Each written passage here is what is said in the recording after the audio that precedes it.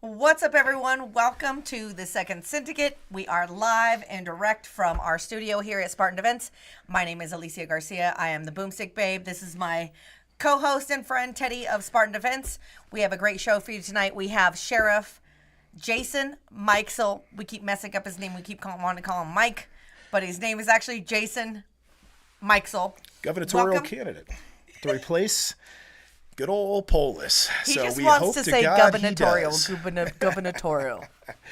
So, sir, we know you're running for governor. We know you're the sheriff of Teller County. We know that you're former military and you've served your country in many capacity. You've seen everything going on here. Give us a little brief introduction about yourself and we'll get into some of the topics.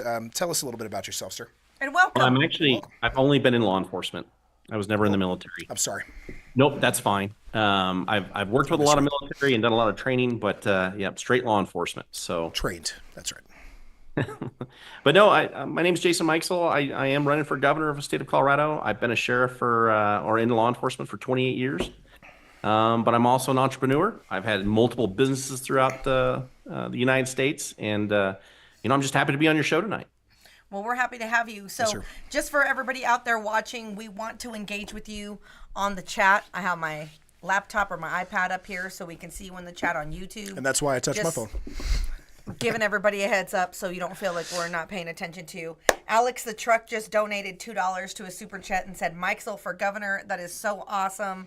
Thank you so much, Alex the Truck. Shout out to him. Round of applause. Absolutely. We appreciate that. Round of applause in the comments. We are just going to jump into all the things that are going on here in Colorado and just start talking about what we're going through. So we have had a very, very big day at the Colorado State Capitol. Just to give everybody a synopsis of what's going on, I think there was 4 gun bills being heard at the Capitol today. We had a public hearing for the HB 25-1250, which is the mandatory gun curriculum, basically anti-gun narratives being force-fed to parents and students in schools.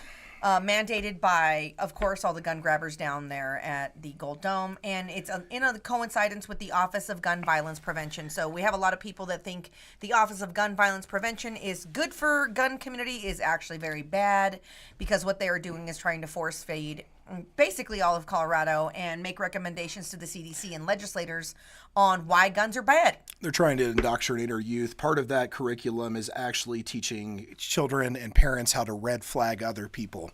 Basically. So, yeah. The second one that was on the Senate floor today is by Representative Woodrow, HB 25-1225. It is basically saying the Second Amendment Gag Act, as RMGO was calling it. So it's basically freedom from intimidations. They're trying to propose that being in possession of a firearm in a polling place or any place that government stuff is being conducted or election stuff is happening, that if you have that gun, you can get charged with intimidation or harassment or being threatening or coercing people on how to vote or to sway their vote. This is actually already illegal in Colorado to carry firearms in polling places and things of that nature, but this is a way of Stephen Woodrow telling the people that having a gun can be perceived as dangerous and that we are intimidating people and we're threatening people by being in possession of a gun. It's BS. It's crap. We also had Senate Bill 25-205, which is it was on the House floor for second reading.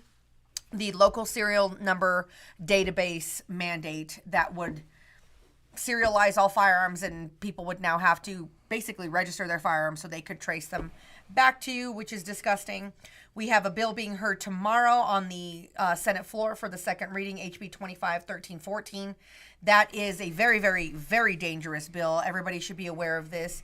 This is basically giving ATF power and law enforcement power to the Colorado, Revenue? Department of Revenue. It would make Department of Revenue agents law enforcement officer, peace officers, and arm them. That is terrifying. If you don't understand what that means, that would it's basically the equivalent of getting the IRS guns, just to give you an idea. Well, it would give these people the ability to investigate and arrest you and prosecute you based on really, really ridiculous things. We don't really want to get too much into this. I just want to get everybody a big picture perspective of what we're dealing here in Colorado. There's a lot of public hearings scheduled for 4/28. Also, it is the state disposal of firearms, protection order privacy violations, and self-read flag bills, which these are also very bad, but it is a lightning round right here in Colorado when it comes to gun control. So please stay with us. Please continue to support the Second Syndicate so we can investigate these bills, we can testify against them, and we can also plan what we need to do in order to get these horrific politicians out of office. We realize now that they have every intention of turning Colorado into Safari State and robbing us all of our Second Amendment rights. So you can go to our links in our bio, you can donate, and you can follow us on all our platforms, share our content, hit the bell, hit the subscribe button, and continue to support us here. So thank you so much. Absolutely. And just so you guys know, the legislative session is over in 13 days? 13 days. We got 13 days. We're in those last 10 days where they start suspending the rules and pushing through crazy bills. There is still the rumor out there that they are going to introduce a armory bill, I believe is what the name is going to be on it, which would limit the amount of guns you could purchase in Colorado and or own, as well as create a state-wide registry. If that does not get introduced in the next few days, we will see it next legislative session. So the planning to fight next legislative session in January starts now. But yeah, Sheriff Mikesell, thank you for coming on with us tonight, sir. I know you're running for governor. Tell us a little bit about your campaign, things that you want to do to be able to limit some of this onslaught to our civil rights we're seeing in Colorado and make Colorado a better state for everyone. Well, I listen to all these bills you're talking about, and I deal with them on a daily basis. But there was bills introduced today that I don't even know about, right? Because they're just pushing these things over and over and over. And the mouthful of understanding that, when I used to send my kids to school, it was to go to school. It was to learn math and reading and understand algebra and things that were normal kid things. And now look at it. It's become really a war zone, and that's pulling our kids apart, and it's pulling families apart. And then there's directives to really assault kids in schools to bring political agendas forward. And really, we shouldn't have political agendas in school. We shouldn't have social agendas in school. That should be the one area kids shouldn't have to worry about this and be constantly pushed. Gun bills. I can talk all day about gun bills because I'm just sick of hearing every morning when I get up that lawful Americans and lawful Coloradoans are facing the fact that they're going to have to pay to keep their firearms, pay to keep their 2A rights, that the onslaught of bills is really, it's taking away your lawful ownership and creating criminals every day. And as a sheriff, it's driving me up the wall listening to it. So they're making criminals out of us when we're doing everything they're asking us to do. And yet those that are truly criminals are getting away with literally murder. And you talked about financial means to exercise their constitutional rights. What's the difference in this and a poll tax, which is unconstitutional? We're seeing all these fees. In fact, there's no cap to this fees. You and I were talking about this before the show, is that all these agencies are just able to increase the fees for whatever reason they want. I mean, we saw background check fees go up, which are provided for free by the FBI, but now they've gone up from $12.50 to $15 here in the state of Colorado for us that we have to pay every single gun that we do as an FFL. It's just insane. They just keep piling on top of the 6.5% excise tax and everything else. It's insane. Is Pittman-Robertson tax in addition to that. Now then you have to wait 3 days to obtain your firearm. I am the plaintiff in that case Garcia versus Polis, so we're still fighting that. You have to basically ask permission now for anything that we're going to do. You're going to have to ask permission to buy ammunition. You're going to have to be asking permission to purchase certain types of firearms. At this point, and I keep getting asked this by so many people that realize that I'm in the gun industry, is when is enough? When do things escalate? Because a lot of people are fed up, and I'm concerned that there are people, especially in rural Colorado, that are sleeper cell people, that they are very, very well versed in violence. The reason that they want to be left alone is because they're versed in violence. They're not harming anybody. But at this point, a lot of people are at the end of their wits. There's a lot of people out there, and just to be clear, we don't advocate for anything like that. We've just been hearing chatter like that, and it's a little scary. Well, I think that that's exactly what the left wants. They want to say, hey, look at these violent people, look at these crazy people, and make us look even worse than we are. And they're pushing people to limits that at some point people are going to lose it. And I'm concerned about that because I want peace. I want to live peacefully. I want to go home at night and, watch shows with my dog and cuddle up with my family and chill. And it's getting to the point now that just by speaking out or being resistant, same in your position, if you're vocal and you resist any of these things, you have a target put on your back. Yeah. Well, and I think, and here's what's happened in Colorado for years and years. A lot of people complain about these issues, but how many were voting, right? That's true. The problem in Colorado is that people that want change have to vote. 100%. And we have to, there was a push saying, hey, we don't believe our votes count. Well, they counted in this last election. Your votes have to count. And I think in Colorado, we have to get people to stop thinking like that and really get to thinking we need to go in and vote to change things. And we need to put people in office that can change things. Absolutely. And think about being a governor in Colorado. Shout out to X America News right now. We are live over there as well as on YouTube. Shout out to everybody out there in the audience watching. Thank you, X America News. We are now on their platform to bring you more uncensored free speech when it comes to the Second Amendment. So we're very proud to be a part of that and bring that information to everyone out there. Just to be clear, we are focusing on Colorado tonight in this episode. We will talk about national news with 2A as it comes available, but people ask, why is Colorado matter to me if I live in Texas or if I live in Nebraska or if I live in New Mexico? Well, because we are becoming a sample ground, the testing ground for these anti-gun bills to see if they can hold constitutional muster, to see if they can hold judicial muster. And they will be coming to a state near you as some of these states start to turn purple and blue. I mean, New Mexico introduced a bill almost identical to ours this legislative session. So did Washington. So did Washington State. You're seeing also what's happening in stereotypically red states, that they're being invaded by this rhetoric and this ideology as well. And I'm a very live and let live person. I was talking to the sheriff the other day on the phone, and I was saying, we would love to get behind getting you elected and getting you in office. And we were talking about some of the concerns of that. And I said, hey, I wonder if a lot of people think you're way more conservative than you are. You're actually very moderate on a lot of things. And we said, well, we would love to have you on our show so we can discuss those things and kind of bring that to light to normalize stuff. I'm Latina. My name is Alicia Garcia. We were raised to be afraid of the popo, man. We were raised, we don't talk to the cops. We don't work with cops. But also my favorite uncle, shout out to him, was Captain Kelly of the Denver Sheriff's Department for many, many years. So I grew up with a sheriff very, very close to me, and I got to see the two sides of how that works. And what I didn't realize is that sheriffs are elected. They're not the way people perceive law enforcement as cops. Sheriffs are elected by the people and put in positions of authority because the people want them there. So could you explain that for everybody else watching so they understand the difference of what law enforcement is and what sheriffs are and what cops are? And also, what makes you different than other people who are going to be running for governor here or that are running for governor?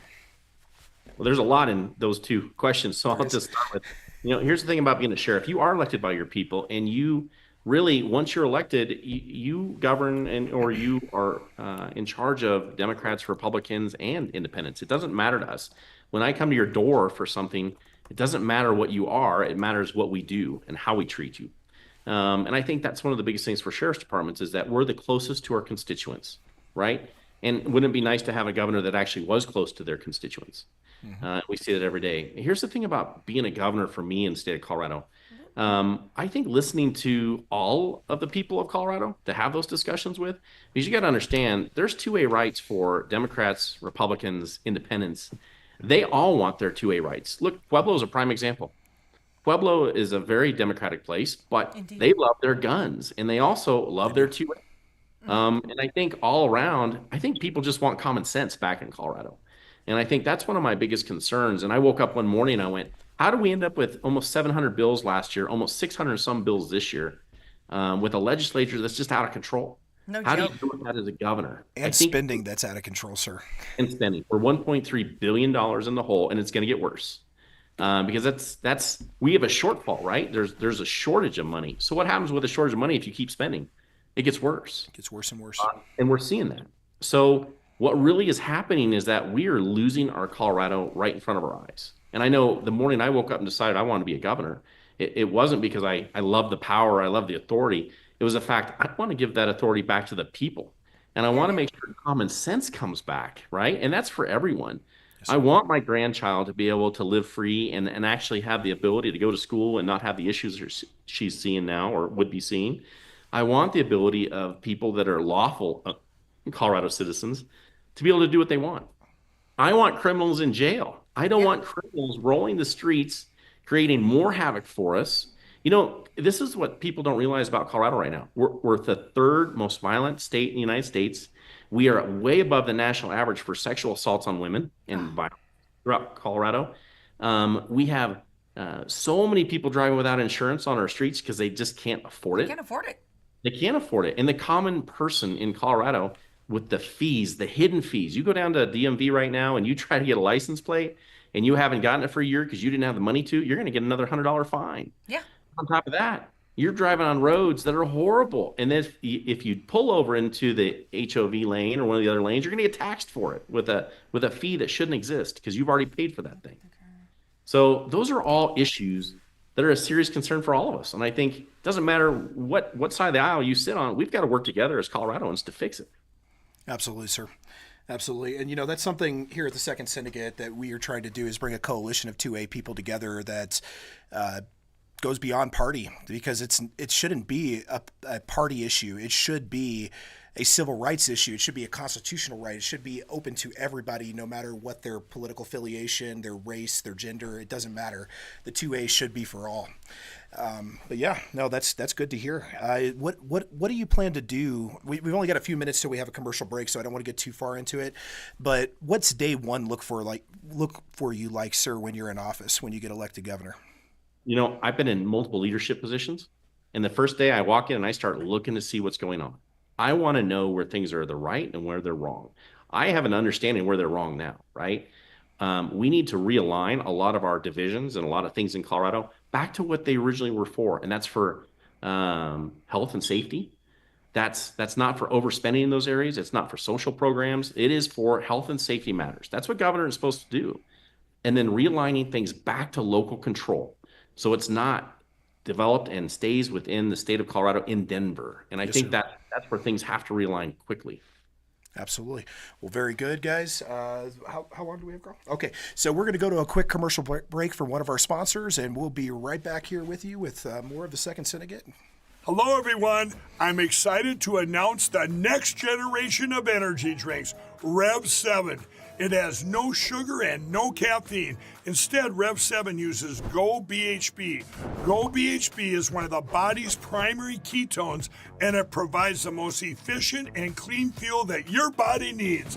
It also helps you stay energized all day with no crashes. Not only that, it produces 3 times more brain energy than sugar, which helps boost your memory, focus, and mental sharpness. It also helps reduce stress and helps balance your mood. Rev 7 does all that while being the best tasting energy drink ever. So go to mypillow.com or call the number on your screen. Use your promo code to save 20% today. I'm so sure you're going to love Rev 7. For a limited time, you get our introductory 3-pack absolutely free. I drink Rev 7 every day and I absolutely love it, and so will you.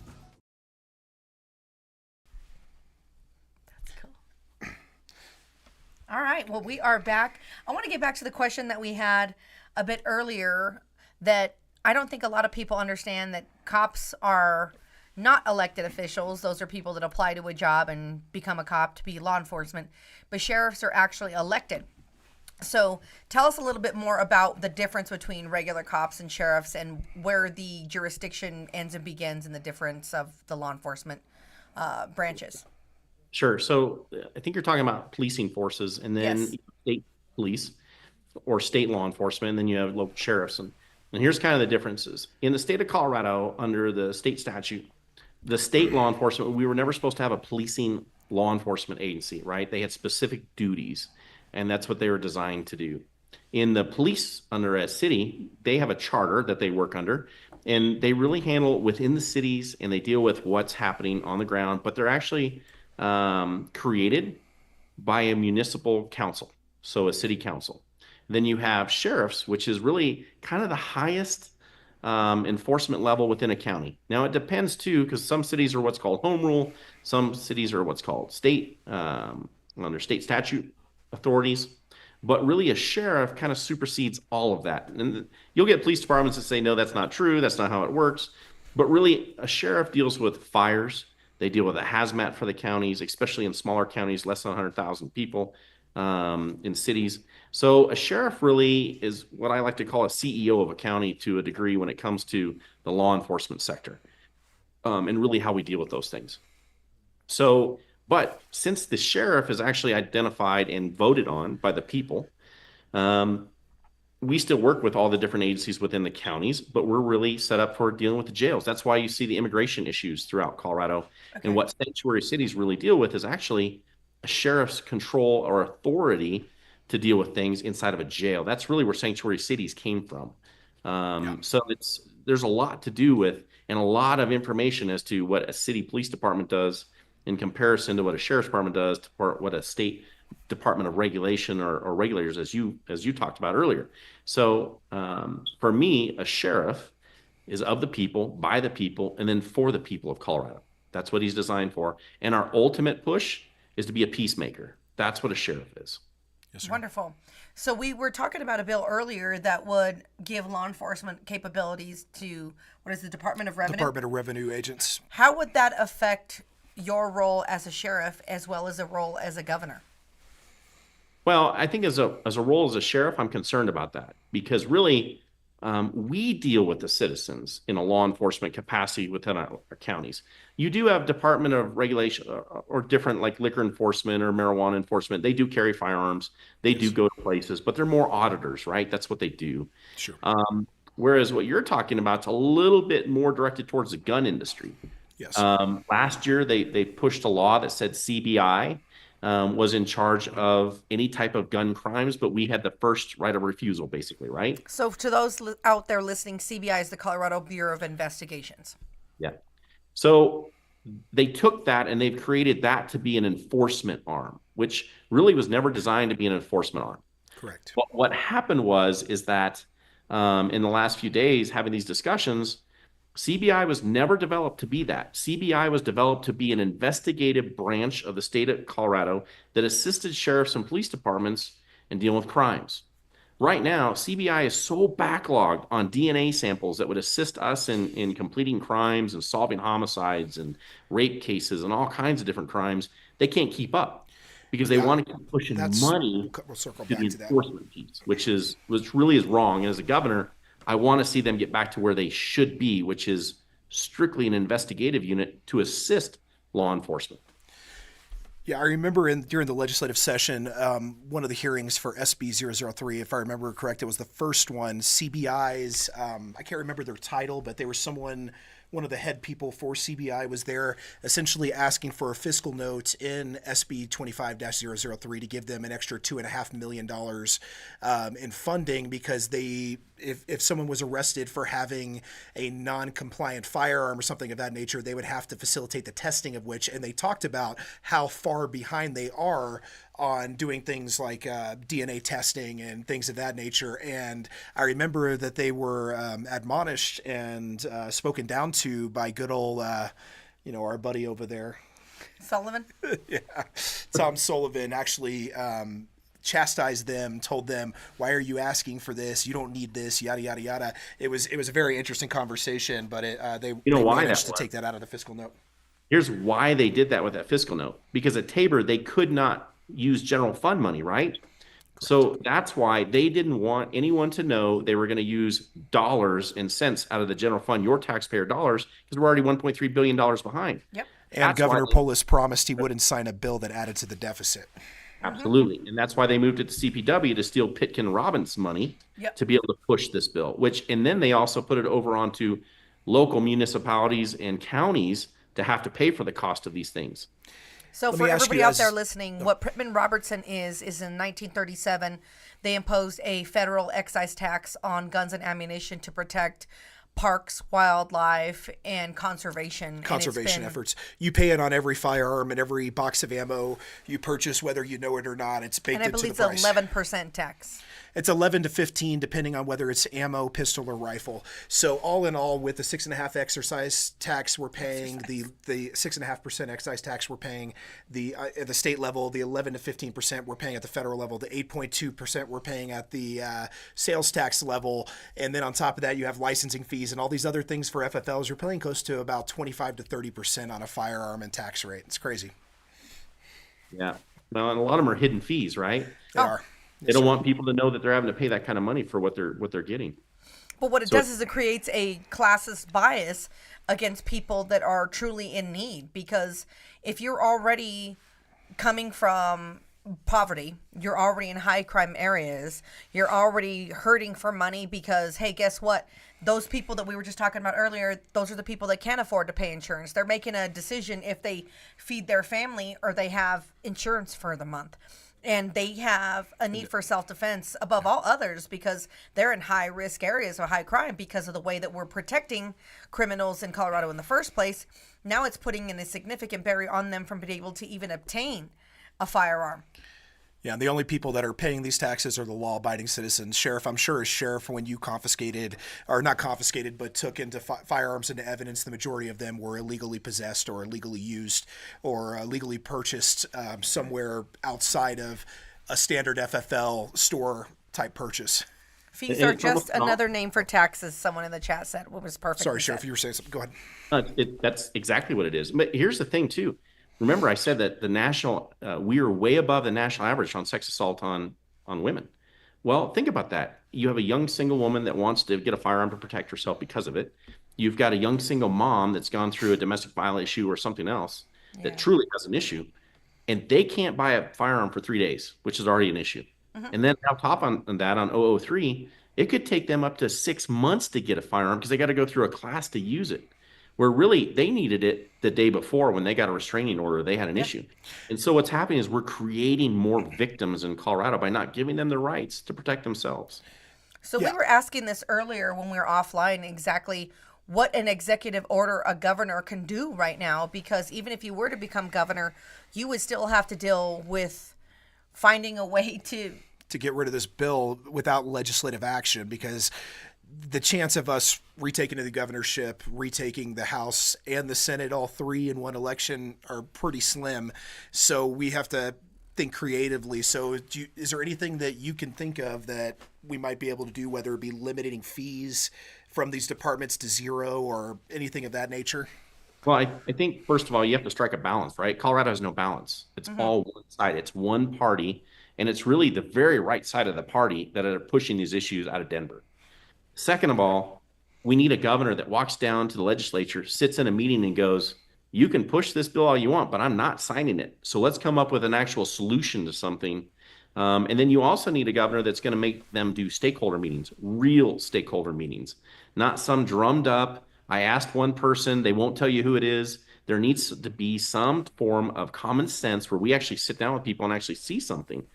I mean, to me, if I'm a governor, I want to know what you think so that we can actually make a good decision on something, not just sign it because a party wants you to sign it. Either side, either way, it has to be a discussion. Now, here's the other side of it too. A governor does have the ability to push bills through different groups, right? And there is the ability to work together to help push those things. But if I walk down to a chambers, if I'm governor, and go, you know what, Mr. Sullivan, you're not going to run that bill. And if you do, I'm going to veto it. And the other side of it is I want all of Colorado to actually see what this bill says, right?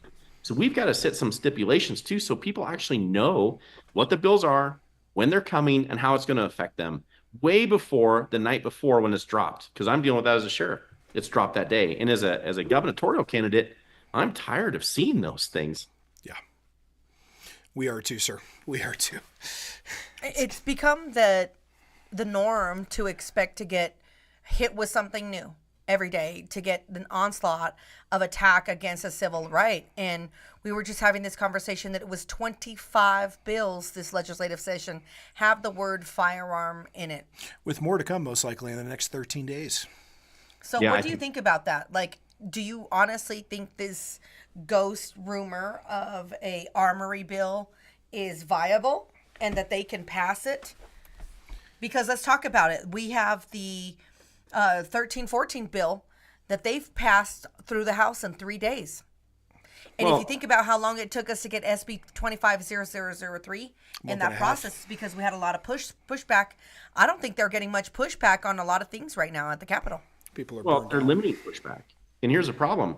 You've got a state attorney general that's not going to lift a finger to stop any of this, even if it is wrong, right? Yeah. You've got a governor that's going to sign things because his party wants him to. Mm-hmm. You've got a whole state Senate, and you've got a House that is going to pass things through just as fast as they can because they know it may be their last chance, because I think Colorado swings this next time, and they're not going to be happy with the results, right? Do you think that's why they're doing this, sir? Do you think they're doubling down? I think they're tripling down. It's not even a double down anymore. It's a triple down. Do I think this bill maybe exists? I think anything's possible at this point. Look, I didn't think some of these bills were going to come out this year that came out. It just keeps rolling. And then the next piece of it is, do I think it can pass? Absolutely. I mean, you got 3 levels of government that are limiting how much you can talk during these. They don't want to hear it from governor or the commissioners or any of the other county spokesmen. They want to limit how many people are speaking to things. Look, I've sat 8-10 hours to wait to testify on something, and how many of us have all dealt with that? Yeah. So it could pass, and it can pass, and if they're going to push it, it will pass. Have you noticed, and what is your perspective of when you head down to the Capitol? Because I've personally seen you sit on that panel with other sheriffs of other counties in unison saying, hey, stop this assault on the Second Amendment rights. We want our citizens armed. We can't be everywhere all the time. This helps ensure that our people have a right to stay alive and have a fighting chance. And they completely dismiss you. Why do you think that they have completely ignored the voices of law enforcement and sheriff? Because they usually would.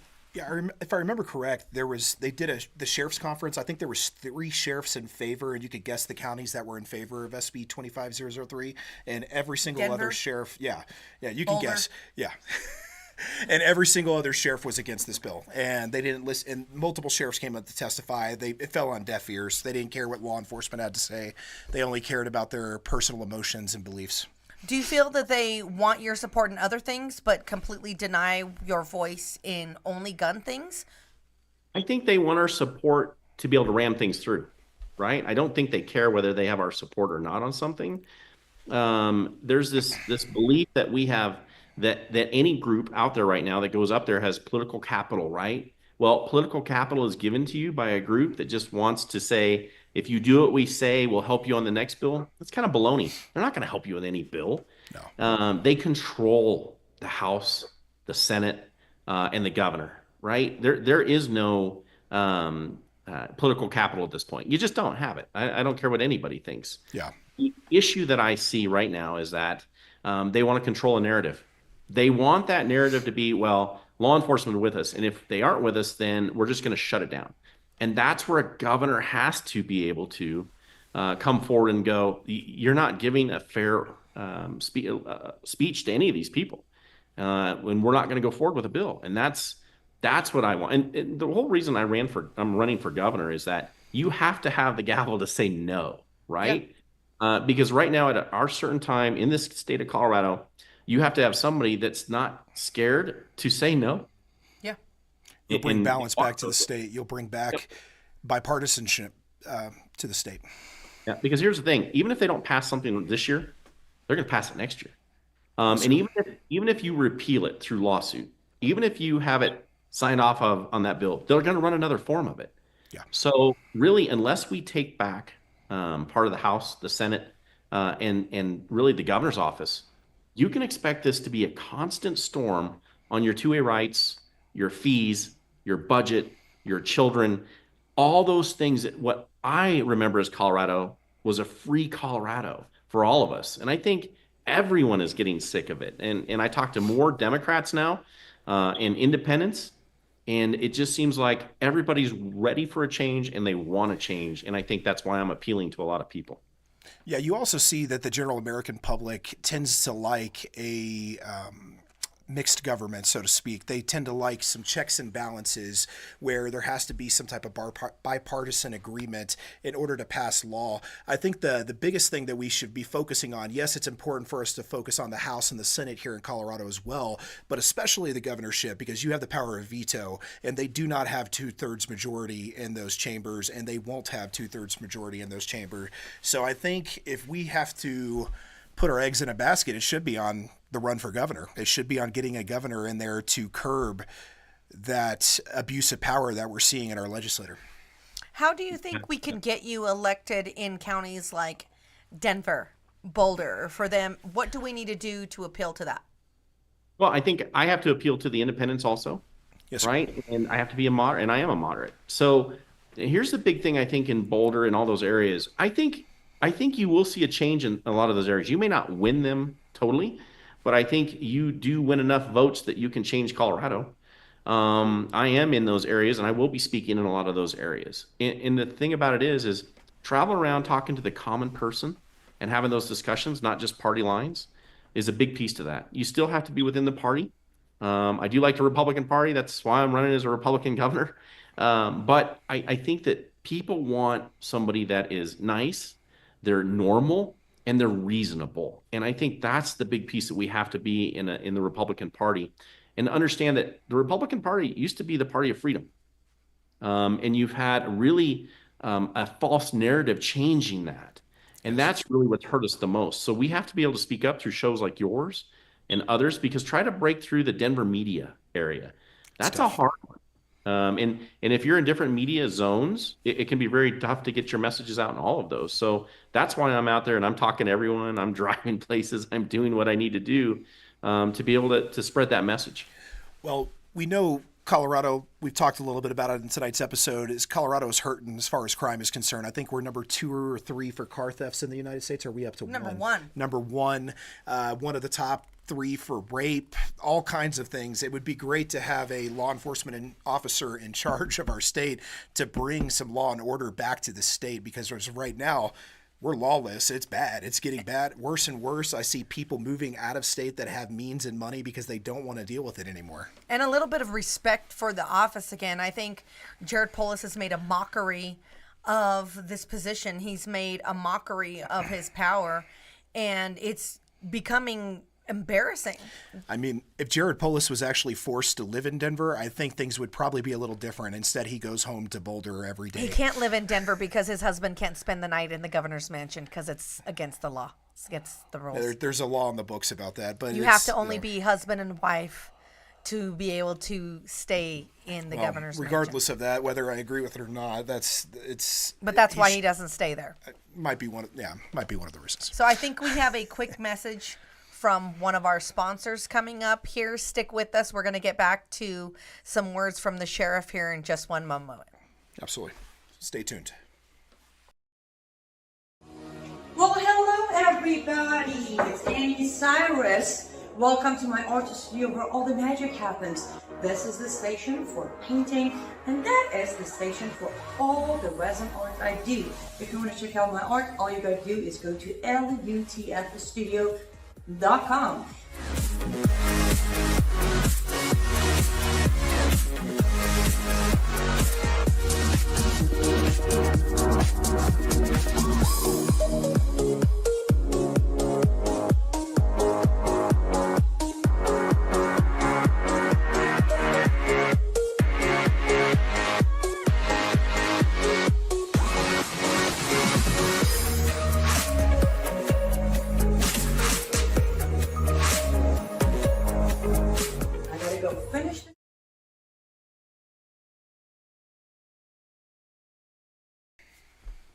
Good. When is the election? When is the election? Does anybody know? When we're back. We're horrible at having commercials. We're horrible with the apparently, commercials. because we've never been important enough to have them until now, which is really great. So thank you very much for that. It was LUTF Studio. We really and appreciate promo that. code the 2ND THE 2ND. Woo! We're like somebody now. So when exactly is the election for the governor's race? Well, you have your state assembly and primary next year. I believe it's March or May, and then you'll have your November ballot. So, but the hard part is you got to get the funding now. And then the other side is how many Republicans will say, "Oh, well, everything's after the primary," and I'm like, "You've already lost. If you wait till the primary, you've already lost." Yeah, you have to have that funding lined up in advance to be a serious candidate and actually win. Absolutely, and that's why we're standing up funding Especially, mechanism. I mean, who do we have running on the Democrat side? I think we have Wiseman, right? If I remember Weiser. Weiser. Weiser. All right. Weiser, yeah. Weiser. And who else is announced? I know that there was talks of. Please don't say her Okay, name. I won't say her name. But she ended up running for his old seat, so there must have been a little bit of an agreement there for that. Well, people don't understand the power of the DA and of the Attorney General too, and they kind of work together. And from what we've been told is, so a lot of things that are going right now in Colorado, people want to call on Pam Bondi. Everybody's like, call on Pam Bondi to come here and help save us and rescue us, but we still have a attorney that needs to be able to work with her. Mm-hmm. And I don't think that that's really going to happen until we have that seat appointed here in Colorado. And I don't really have high hopes of having somebody that's going to be in that position. Yeah, well, she has she's running with multi-millions that she raised off of being anti-Trump and wasting millions of state taxpayer dollars to go after Trump and try to keep him off the ballot. So it's going to be hard to have someone beat her in that role, unfortunately. Yeah.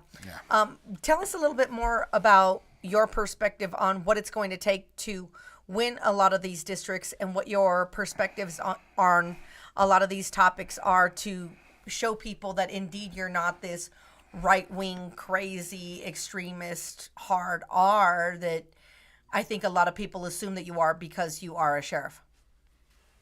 Well, and I think, I don't know if it's because I'm a sheriff. I will tell you, I am hard on the 2A issues, right? But I do believe that people have the right to choose what they want to do with their lives. And that's been the hard part, is having people understand that, you don't have to follow, or you have the freedom to make a decision in the party as to what you feel, what you believe, right? And we saw that in the last year with really the Republican Party went through a really hard time. And it's starting to get back on track, and it's going the right direction. And that's my hope, is it continues in that direction. What it's going to win this state is really talking about issues. I started my campaign with, I'm not going to talk about social issues.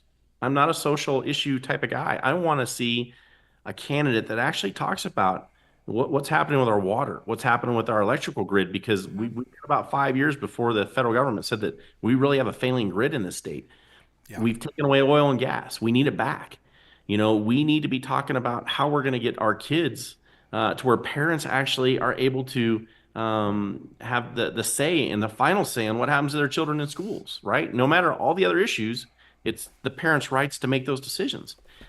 So there's a lot of those issues that really need to be talked about, not the social issues in Colorado. And 100% constitutional, fiscal. And I know you talked a little bit to us about it. Would I be characterizing you correct to say that you would be socially libertarian and constitutionally conservative and fiscally conservative? Would that be fair? I think so.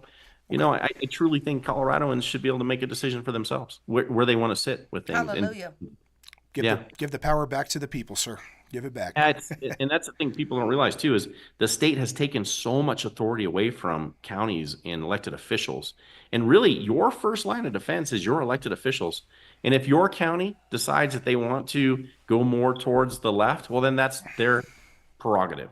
But if your county decides it wants to be more towards the right, that's their prerogative. And you can vote for that in the middle in those counties. You have more control over that local government than you do over this large state bureaucracy centralized in the city-state of Denver. So yeah. Well, and we call it a Denver legislature for those reasons, right? Yes, sir. Everything in your life is being legislated out of a Denver belief and a Denver what they see.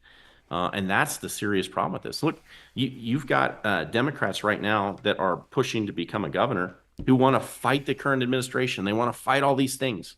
That's not going to do anything good for Colorado. Behind, but yet 40% of the Colorado state budget comes from federal funding, which is now at risk. And what they don't realize, that federal funding deals with feeding the homeless. That's food lines. Those are places, because I'm having to help in my area do food drives, Yes, because sir. the state government has now kind of dropped off and they're not assisting people. Well, So all those assistance things that they talk about as Democrat side, they're killing. And it's just amazing to me. They're killing it. Republicans are going, hey, we need to keep some of these because we need to help populations in our communities. yeah, So it's hard for someone like President Trump to keep Space Force here in Colorado Springs when you have the governor of our state and the legislator of our state essentially spitting in his face and unwilling to work with him in any way. We need somebody that can work with the federal government. Like you said, 30% of our funds, 30% of our things coming into the state, federal funding, it's huge for the state of Colorado. And then that doesn't, I don't know if that even includes the residual, like income tax from those employees and property tax and all the other things associated with bringing those industries and those jobs here to Colorado. Shout out to Zach Attack. He donated $10 in a super chat on YouTube. We really appreciate it. Thank you very much. For all of you out there that are watching, we are a 501c4. We are the only news and media channel that is also a 501c4, which means 50% of every dollar that we raise goes directly to ensuring that the Second Amendment is preserved Two-way and efforts. defended here in the state of Colorado. So thank you so much for everybody out there. I don't care if you donate a quarter or if you donate $1 million. Every dime that you send our way really helps support us and keeps us being able to produce these shows and provide these shows to the public and have more free speech, because right now this is the narrative that nobody wants you to hear. They don't want you to know that we have a moderate Colorado native who cares about bringing the people back to power in Colorado. All you're going to see is the focus on the Dems that are running their campaign because they have that money. So thank you for supporting this channel. Honestly, he's the ultimate threat to the Democratic establishment establishment here in Colorado. And guys, we will make sure that we have the link up for the sheriff's political campaign. For those of you who want to donate to him, please, I'll be donating to him personally. I hope some of y'all will as well. We need to fund his campaign. We need this man in office. We need to bring balance back to Colorado. So it's www.mikesell4gov.com. Let's get him elected. if you want, just go to Mikesell4gov. It'll pop it right up. There you go. Right on. So tell us a little bit more about some other concerns that you have about this race and what we can do as the people to help support you to get you elected. I think here's the big thing with my website: share it, right? Share our Facebook link. I need more people like you that are talking about it, and that's how we get it out. I think the biggest thing in Colorado for races is podcasters right now. You know, I think you guys are doing the lion's share of the work at getting information out there to people so that they can understand where candidates are really coming from. Donate. There's only one way to win in this state, is that you have to have funds to be able to win. And I think getting that information out there, and then for folks that want to, go and get on your state representative side for the Republican Party.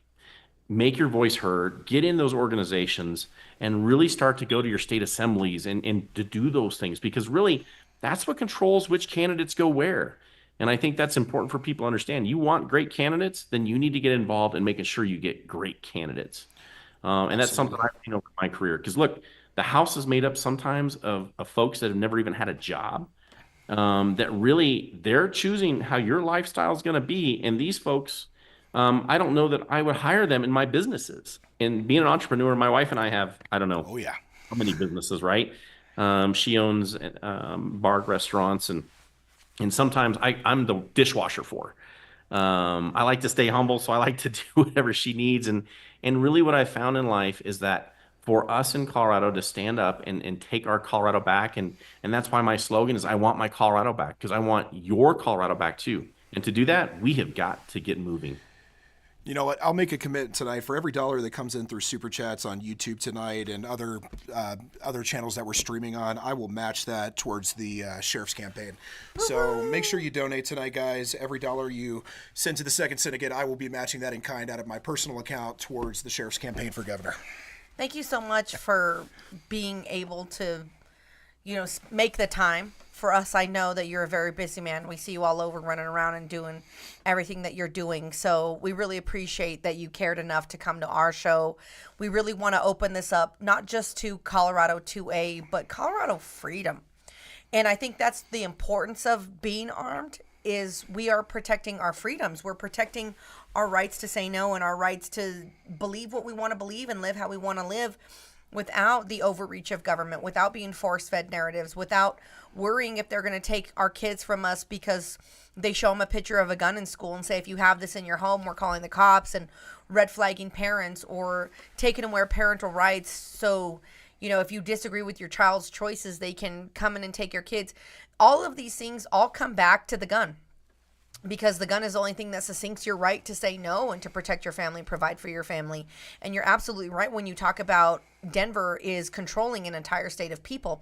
And what I want to say to everybody out there is, if you are in Colorado and you are not in Denver, you are way behind the 8 ball of getting involved in local politics. And you should absolutely start reaching out to people like the sheriff and seeing if you can get involved. If you don't have the money, volunteer, help with things of that nature, help spread the word, help share content like this, and share his campaign to people and let them know that, hey, we do have the ability for the pendulum to swing the other side. Yes, it's very far blue right now, but we can take it back and we can return to the road to red, and we can return to liberty. And I think that it's very important that we start helping each other to educate one another and put up big good guys like this in office so we can get some legitimacy and sanity back into government. Absolutely. We just had a $20 super chat from Alex the Truck that says, "Open that wallet, Teddy." You got it, Alex. That money's going right to our gubernatorial candidate here.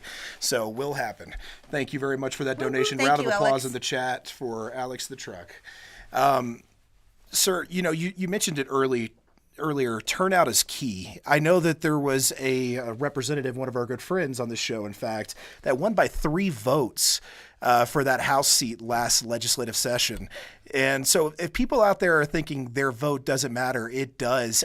I was doing the math with some of my political friends, and I think it's something around 25,000 votes would flip the state from blue to red in the general election. It's just we're so gerrymandered that we have to have turnout in the right areas.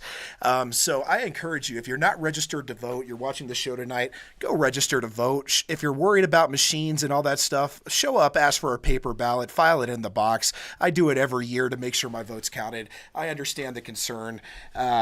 Show up and vote. Make sure you're there, and make sure you read through all the propositions. You have no idea how many people that come into my store that are surprised about this 6.5% excise tax that didn't know it was on the ballot, and they did vote. They could have voted against that, but they didn't read the propositions. They didn't go through the propositions. It's a lot. It's a lot of people, and they're people that could have voted no against this and killed that proposition. So guys, show up to vote. Make sure you get politically involved. Make sure you follow the people that are running for these state positions, especially for governor, especially for the House and the Senate, and support them. They need your support. With your support and with your vote, they can succeed. And so we want to say thank you to everybody that's watching and supporting the show and helping us spread our message. Please be sure to like and subscribe. Go to X America News, follow them.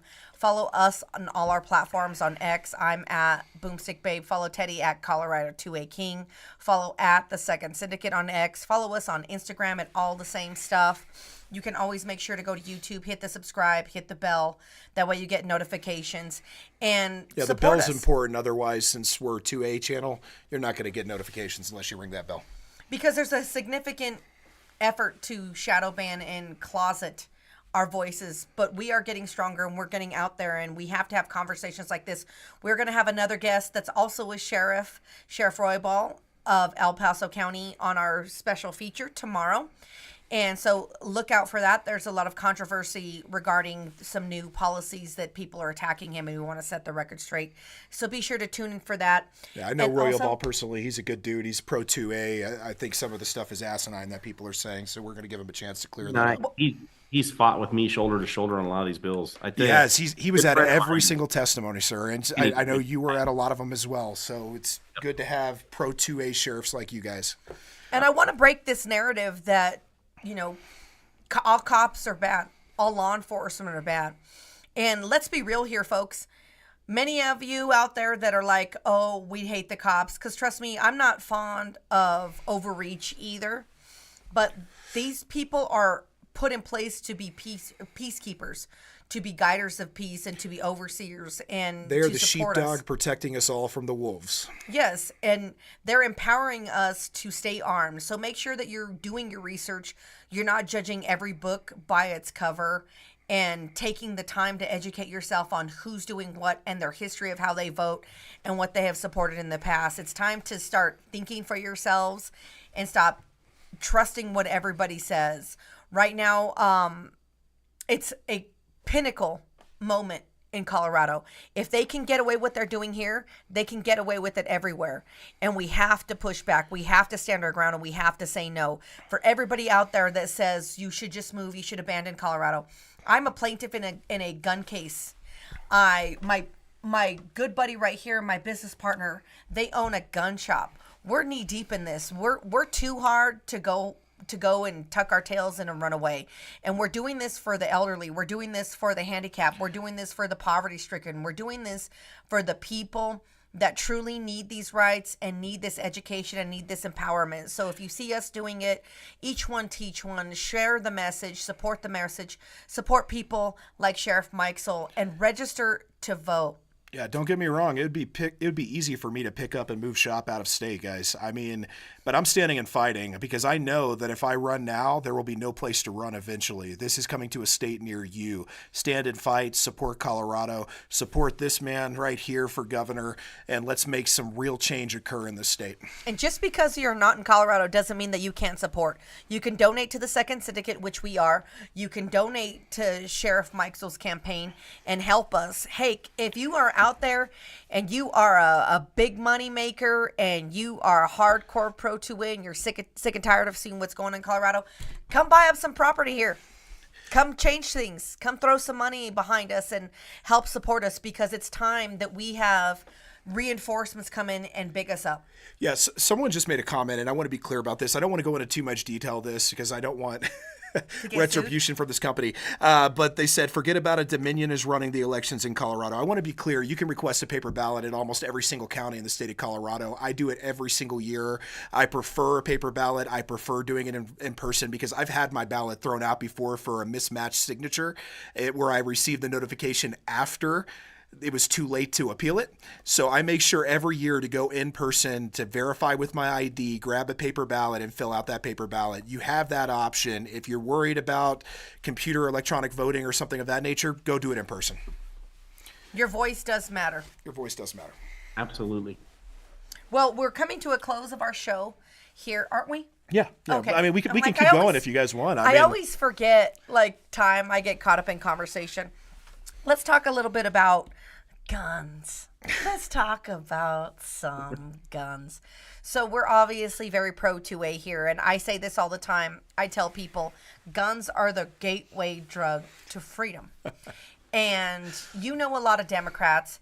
I am imploring people out there, if you are a liberal, if you are a Democrat, we are a sanctuary company. The Second Syndicate welcomes you. We don't care about that stuff. We think that once you start really getting involved with people with guns, you're going to change your political views anyway. But we would love to see more involvement from the Libertarian Party, from the liberal people, from the Democratic people. Let's open up a Democratic gun club if it's out there. Let's start getting more people involved. How about this? Let's take the politics out of the 2A and let's create a nonpartisan gun club. I don't care what your political beliefs are. I don't care if you're gay, trans. I don't care. As long as you're pro 2A, let's make it for everyone. Let's create the big open tent we need to fight back against anti-2A bills and laws. You know, I think we have that now with the Second Syndicate. We are a community that welcomes everybody here. And, reach out to us. Head to thesecondsyndicate.com. Send us your email. Reach out. Say, hey, how can I volunteer? We need volunteers. We need people to donate their time. We need street media teams. We need content people. If you have a skill set and you want to bring it to the team, come on down. We support people like Sheriff Mikesell. We want to be involved in hosting more events and getting more things done. Just look at what we've been able to accomplish with 5 people. Imagine what we could be able to accomplish with an army. I know. I mean, rallies, legislative updates, testimonies, everything you could imagine this legislative session, events. imagine proud what we of could do us. with a huge, I'm proud a of much us. larger team. And it's a huge compliment to me that we have people like yourself show up to our rally to speak. So we'll revisit that and we'll talk a little bit about guns.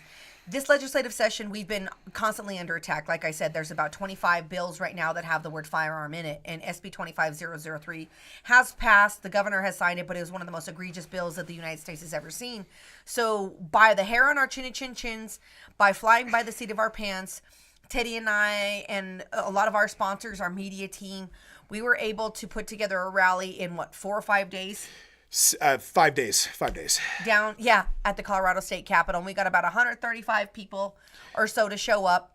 And to be fair, we had planned a longer rally and more people did show up, but they gavelled into session in the middle of the rally and we had to rush inside right as we were getting started. It was an interesting time, but we had a really good turnout. And we had, Sheriff Darren Weekly of Douglas County come out. We had Sheriff Mikesell come out. We had a couple of other sheriffs come out. We had legislators come out to the steps and talk. We had Melissa from Dragon Man's come out. We had Big Timber Lodge come out and speak at the Capitol steps. We had the Libertarian Party, the Republican Party. We brought together a political coalition that normally doesn't work together. We had a Republican furry that was come weird. out. To each his own. I'm proud of that. I'm proud that people from all different walks of life trust us enough and support what we're doing enough to come out, because we really need to get away from this narrative that guns are a partisan issue. They're not. It is a community issue. It is a civil right. We want to welcome people into that. And this takes a lot of time. It takes a lot of effort, and it takes a lot of money. So if you want to get that guy in office, we want to get this guy into office, please donate to his campaign. Help that. Reach out, see what we can do. I would love to be of service to get you, in that office. We are having you on our show because we want people to be aware of your campaign and help support it. This is the way we can contribute. And we welcome all people to, reach out and see what they want to do to help change this narrative of what's happening in Colorado. Keep the faith, guys. Keep the hope. Don't feel defeated. Don't give in to defeat. Don't go silently into the darkness of the night. Fight, fight, fight. Keep the liberty alive. So on that, we've got about 2,000 people watching on X right now live, and a little around 100 on our different YouTube channels, and of course a couple hundred on Facebook, etc. watching. Those of you who are watching, make sure you share this video. Make sure you retweet this on X, formerly known as Twitter. Make sure you like the post as well. All of that helps with the algorithm. Remember, we're fighting an uphill battle here. So somebody in the comments said, "Hey, Mikesell, we need to get some Mikesell merch."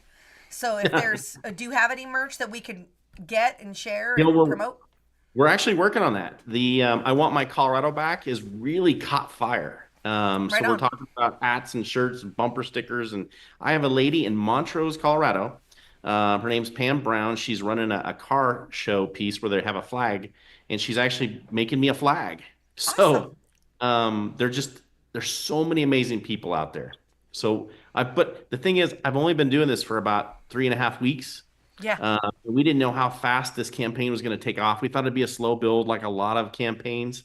And this has been a rocket ship. You had a really good turnout at Woodland Park, right? You just had a rally, if I remember correctly. Yeah, we had about 180 people show up from all over the state. Nice. We have one in Montrose getting ready to stand up. You can find them on our website. But what I've really found is that it's just taken off. It's been amazing the amount of people that want us to talk in different places. So, I'm super happy about that. But it's almost like when I had to scale a company that I made at one point or built in a very quick amount of time, and it feels like I'm scaling a company again. It's happening so fast. So it's a beautiful thing, but we're super excited. But yes, we'll have some merchandise out for people here soon. All right. I appreciate that. Looking forward to it, I sir. appreciate that. So let's talk about the cool stuff. Now, guns. We love guns. We are a gun company. We are a gun advocacy group. What is your favorite EDC gun? What is your holy grail gun? Like if money didn't matter, government didn't matter, what would be your holy grail gun? And also give us a quote that we can remember you by and add to our collection of knowledge from all of our great guests. Well, I'll tell you, I love firearms. I'm a 1911 fan now because I'm a sheriff, right? So I drink almost every day because it's 45 caliber, it's God's caliber. But I also I like a staccato. I carry a staccato too. A 2011 is big for me. I've carried a Glock in more places than I can even remember, a Glock 17. And really, the little carry gun that I carry now for every day it's a SIG. Which It's a one? small SIG. I think it's the 365. Yep, that's it. It's 365. Yep. And I love it. It's just a great little carry gun. Well, just 60 remember, Sheriff, 45 is great, but 10 millimeter is the best millimeter. I still think You say the that. proper comment is to say 10 millimeter is God's caliber. I think it is. I prefer it. We were actually talking about 10 millimeter earlier with our representative, our producer from Ex America News, and he's like, you really got to get into the ballistics of it, and hollow points are really hard to come by. And we got deep down in this rabbit hole about 10 You millimeter. give me a box of Underwood 10 millimeter with like 200 and something grains, I'm good to go. Yeah, but 10 millimeter is hard to find in a higher grain now for some reason. I don't know what's going on with that, but that's a whole I'm other a big story. fan of the Underwood, but a 45 caliber plus P. There you go. That's So good. let's move. Are There's there some hot any loads out there. There's there 45 any- Win Mag too. Is there any pistol caliber carbines that shoot 45 plus P? Well, Like I mean, the you Chris have Vector? you have the civilian version of the UMP from HK, the USC, that can handle plus P rounds if I remember correct. A 45? Yeah, 45. Let me think what else. If anybody's out there and wants to, CMMG, is that what you're saying? Chris CMMP? Vector. Chris Vector. That's what I just said, Vector. Yeah. Dur, Oh, my dur, bad. hello. I couldn't hear you. Yeah. But, I'm interested in getting a bigger caliber when it comes to, I love the Vector platform. So, we also take gun donations here at the Second Syndicate. If you guys love us, send us guns. Well, We are I'll be an honest, FFL, Spartan Defense, I'm a Colorado big Springs. long distance rifle fan too. Nice. I like super accurate rifles. I did that. I was a SWAT team commander for multiple years. I worked on the scout sniper team for many years. What's the furthest distance you ever shot, sir, if you don't mind me asking? 1,200 meters. I think Okay. that was probably my longest shots. But I tell you, I'd much rather Rookie. shoot. Just kidding. It's 1,000 meters for me, so That's pretty good. You've gone beyond me, sir. That's awesome. And it was all set up for me with an Accuracy International, so it was pretty easy to do. but Yep. 12 Mine was anything nice past for us. 1,000 Yep. without the right gears is tough. It's tough. It's really tough. Yep. sir. And to see that bullet arc and that trail coming behind it and that point of impact shift and everything that happens at that distance is it's a lot of fun. It's a lot of fun. It's addicting. I think we're going to host a couple more. I mean, spring has sprung here in Colorado. It's beautiful outside. We want to do some more outdoor shooting, and we've been talking about hosting some more events. We had an event with Lily Tang Williams that we threw together very quickly, and it was very successful, and we're getting a lot of feedback that people want to do More some more things like shooting that. events, and we're going to get that, and we're going to bring that to you. The more you guys donate, the more you support, the more we're able to do that, because like I said, the Second Syndicate is a 501c4, so 50% of every dollar that we raise goes to political activism and to helping support the Second Amendment, to creating ballot initiatives, to procuring candidates for certain soft areas that we know that we could flip a seat, as well as campaigning. We want to help donate to campaigns to see people in districts get an R or an independent or somebody who's pro 2A in that seat. We don't care if you're a Democrat. If you're pro 2A, get at us, because we want to help you, because our issue is making sure that we're protecting the civil right to self-defense for all people. So Yeah, if you have somebody that ran also unopposed in your district, guess what? You should run then. You should 'Cause run. chances Challenge are them. You can One take that third. seat. 1/3 of the seats were appointments, if I remember correct, this legislative session. That's ridiculous. It's embarrassing. That's ridiculous. It's embarrassing. People need to step up. They need to be leaders. They need to hear the call, and they need to run for office. Awesome. So is there anything that you would like to share with us while we wrap up, Sheriff? Yeah, I think you're absolutely right, because those appointments, they're bound to the party because they are appointments and they're trying to win those seats. So that has really hurt the Democratic Party too. I think that those are people. Yeah, I think every single appointment was a Democrat in those districts. Every single one. Socialist, 1/3 were communist appointed. leaning. And if you deal Yeah, with those, Tim Hernandez was appointed. they're hard. Yeah, they're hard to deal with. They don't want to listen, right? So, and they're all on the committees. They call them kill committees for a reason. So Yeah. I think to wrap it up for me, I just want to say thank you so much, because your shows are that is the backbone to getting information out now in Colorado. I think you're doing an amazing job. I'll tell you this too. I want to be your governor because I want to bring common sense back to Colorado. I think a common sense Colorado is really what we need, and being reasonable is really the best thing that we could ask for. But really, as a ending, just a common sense Colorado for a common person. That's what we Thank need. you. Yes, sir. That's what Thank you makes very me much. very happy to support you, is because I'm a Colorado native. I grew up here. I'm 5 generations Colorado native. And it makes me very proud to see someone like you, that they have a history here. You didn't just come here, and you don't understand the way of life here.